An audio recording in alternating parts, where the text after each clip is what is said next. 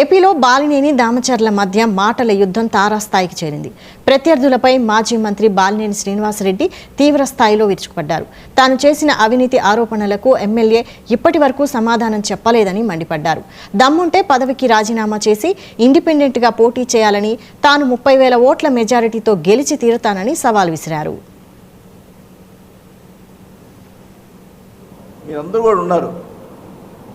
మేము మా ఎమ్మెల్యేగా ఉన్నప్పుడు నేనంటే నమ్మరని మా అబ్బాయి మీద ఎన్ని రకాలుగా బుద్ధి చెల్లారు, ఎన్ని రకాలుగా మనుషులు పెట్టి చేశారు.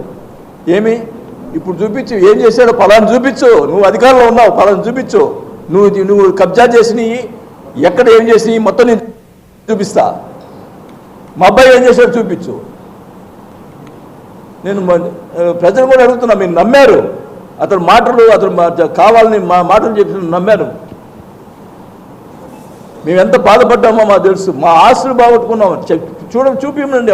నా ఎలక్షన్, నేను రాజకీయాలు రాకముందు నా ఆస్తి ఏముందో ఇప్పుడు ఉందో ఒకసారి మొత్తం గవర్నమెంట్ ఉంది కదా, బాబు గారి చేత మనిషి ఎంక్వైరీ పెట్టించండి. నేనేం చేశానో ఆయన ఏం చేశాడో మొత్తం తేల్చండి. దేనికైనా సిద్ధం. నేను ఒకటి చెప్తున్నా, జనార్దన్ నిన్ను చూసి భయపడేవాడు ఎవరు లేడు. నువ్వేదో కేసులు పెట్టించిన నేను చేయడం, నువ్వేం చేసాను చేసుకో. నేను ప్రజల తరఫున నిలబడతా. ఇక్కడ దేనికైనా ఉంటా, చూసుకుందాం. దేనికైనా సిద్ధమే. జనసేన కూటమి ఉంది. 150 ఫేర్ ప్లే షాపులు ఇస్తే ఉంటే ఒక షాపు ఇస్తావు జనసేనకి, ఒక షాపు.